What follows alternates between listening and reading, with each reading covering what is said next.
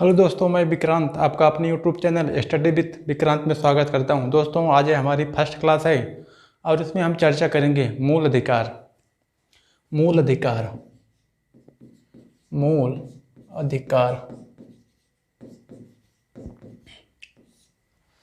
दोस्तों, मूल अधिकारों की चर्चा भारत के संविधान में भाग 3 में किया गया है। भाग 3 में अनुच्छेद 12 से 35। मूल अधिकारों की सर्वप्रथम मांग पाकिस्तान में कराची में कांग्रेस अधिवेशन 1931 में, जिस समय सरदार वल्लभ भाई पटेल जी कांग्रेस के अध्यक्ष थे, उस समय मांग की गई थी। सर्वप्रथम भारत में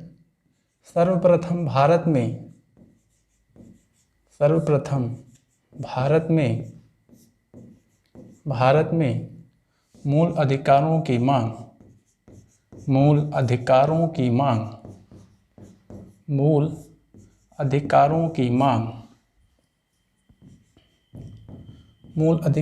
मांग 1931 में कांग्रेस के अधिवेशन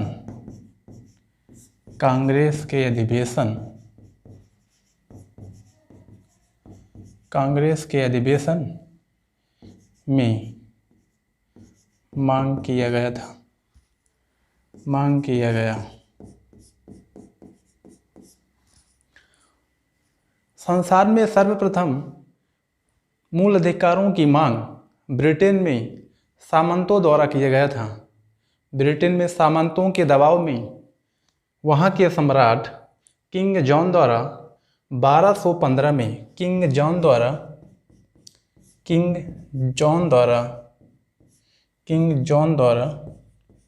1215 ईस्वी में मैग्ना कार्टा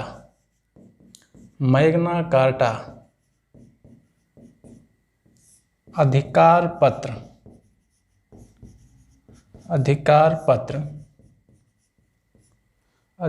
पत्र जारी किया गया था। अर्थात मैग्ना कार्टा का संबंध मूल अधिकारों से है।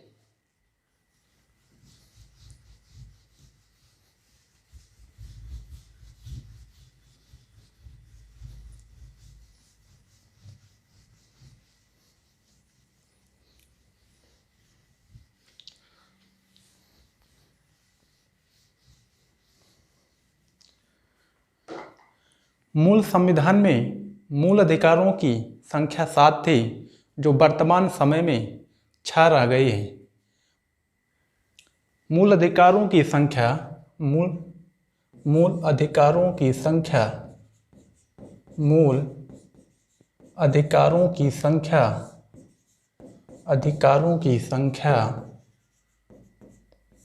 वर्तमान में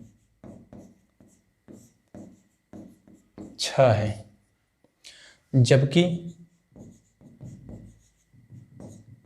मूल संविधान में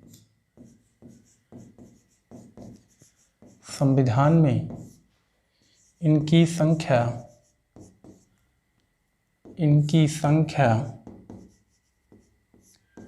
7 थी।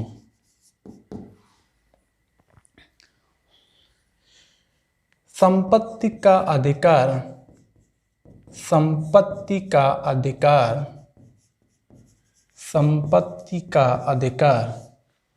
अनुच्छेद 31 को निकाल दिया गया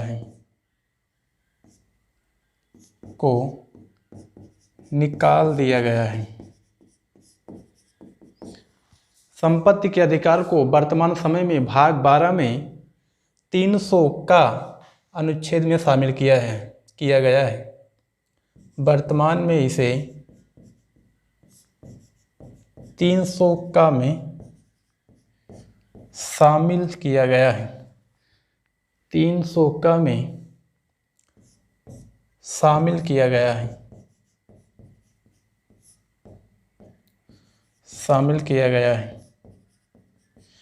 44वें संविधान संशोधन द्वारा 44वें संविधान संशोधन द्वारा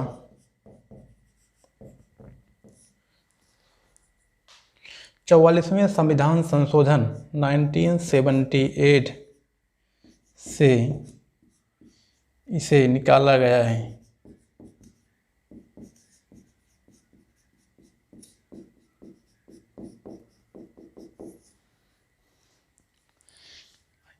अर्थात अब वर्तमान समय में मूल अधिकार 6 रह गए हैं। अब इस समय 6 मूल अधिकारों की चर्चा हम शुरू करते हैं। पहला है अनुच्छेद 14 में, अनुच्छेद 14 से 18 समता का अधिकार, समता का अधिकार। अनुच्छेद 14 से 18। दूसरा है स्वतंत्रता का अधिकार, स्वतंत्रता का अधिकार, स्वतंत्रता का अधिकार 1922 में। तीसरा है शोषण के विरुद्ध, शोषण के विरुद्ध अधिकार, शोषण के विरुद्ध अधिकार 23 से 24। धर्म की स्वतंत्रता का अधिकार, धर्म की स्वतंत्रता का अधिकार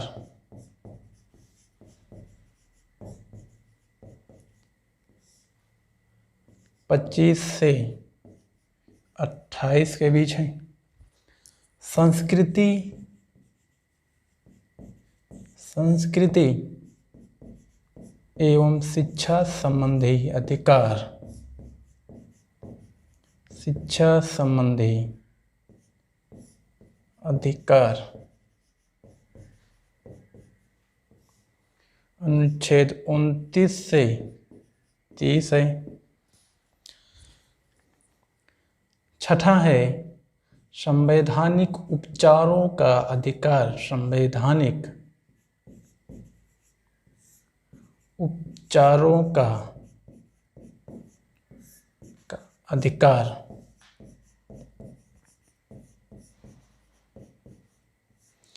ये है अनुच्छेद 32। अब दोस्तों आते हैं फर्स्ट अधिकार पे, समता का अधिकार। अनुच्छेद 14 है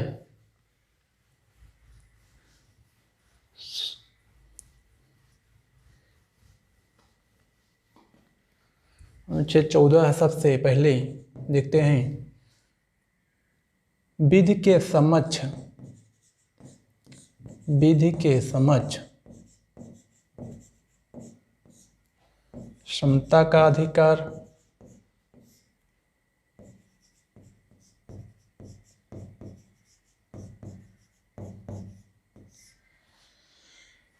विधि के समक्ष, विधि के समक्ष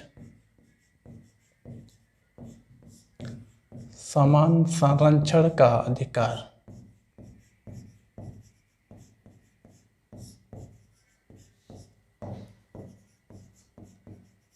इसमें 2 चीज चर्चा की गई है। पहला है विधि के समक्ष समता का अधिकार, दूसरा है विधि के समक्ष समान संरक्षण का अधिकार। विधि के समक्ष समता का अधिकार ब्रिटिश मूल का है, ब्रिटिश मूल का है, ब्रिटिश मूल का है, जबकि विधि के समान संरक्षण का अधिकार अमेरिका के संविधान से लिया गया है, अमेरिका के संविधान से। विधि के समक्ष समता का अधिकार कहता है कि राज्य द्वारा बनाए गए कानून सभी व्यक्तियों के लिए एक प्रकार से लागू किए जाएंगे, जबकि विधि के समक्ष समान संरक्षण का सिद्धांत कहता है कि सभी व्यक्तियों को एक कार्य के लिए समान संरक्षण प्रदान किया जाएगा। अनुच्छेद 15 पर आते हैं। अनुच्छेद 15 कहता है धर्म, जाति, लिंग, मूल वंश आदि के आधार पर किसी प्रकार का राज्य द्वारा भेद नहीं किया जाएगा। अनुच्छेद 15 है धर्म, मूल वंश, जाति, लिंग,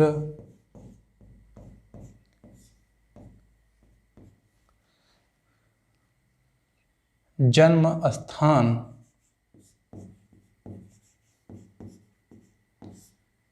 आदि के आधार पर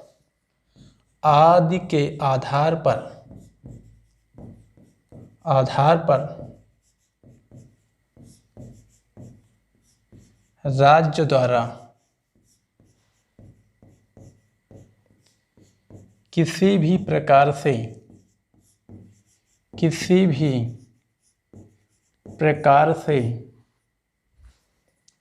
प्रकार से भेदभाव नहीं किया जाएगा।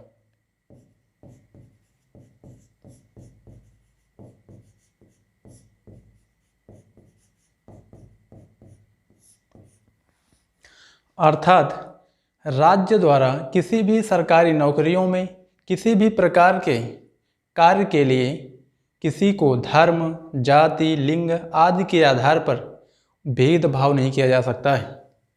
इसके कुछ अपवाद हैं, जैसे महिलाओं, बच्चों, अनुसूचित जाति, अनुसूचित जनजाति आदि के लिए कुछ विशेष अधिकार राज्य द्वारा प्रदान किए जा सकते हैं।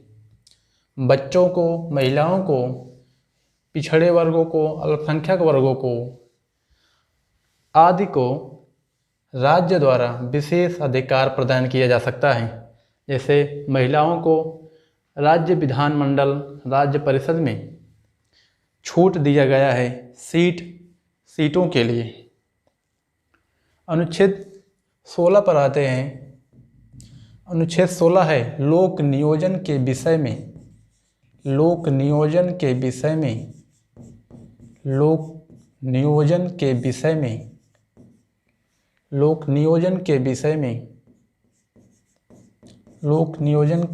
में अवसर की समता।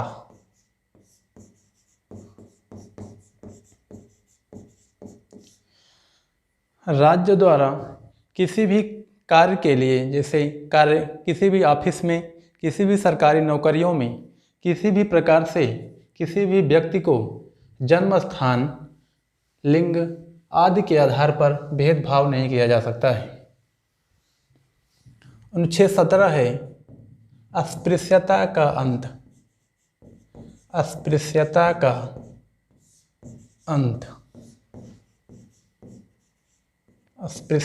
अंत। अर्थात छुआछूत का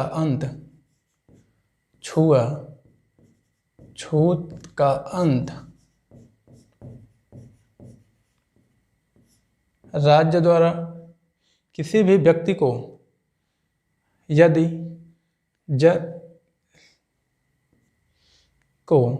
किसी भी व्यक्ति को उससे छुआछूत के आधार पर भेदभाव किया जाता है तो वह उसे दंड प्रदान करेगा। जो व्यक्ति किसी भी व्यक्ति से घृणा करता है, रंग के आधार पर, जन्म के आधार पर आदि किसी भी आधार पर कोई विभेद करता है तो उसे दंड प्रदान किया जाएगा। अनुच्छेद 18 है उपाधियों का अंत।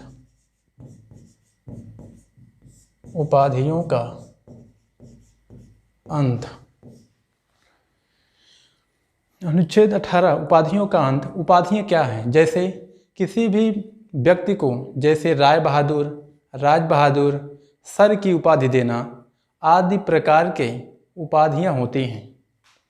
इसे संविधान द्वारा अब अवर्णित कर दिया गया है, अर्थात किसी भी व्यक्ति को अब उपाधियां प्रदान नहीं की जाएंगी। इसमें कुछ छूट हैं, जैसे सेना को विदेशी नागरिक या व्यक्ति जो राज्य के अधीन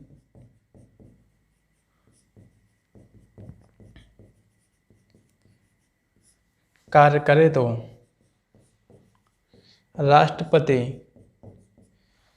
राष्ट्रपति द्वारा आज्ञा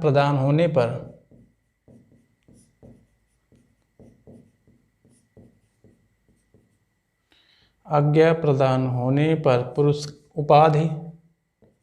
उपाधि ग्रहण कर सकता है। उपाधि ग्रहण कर सकता है।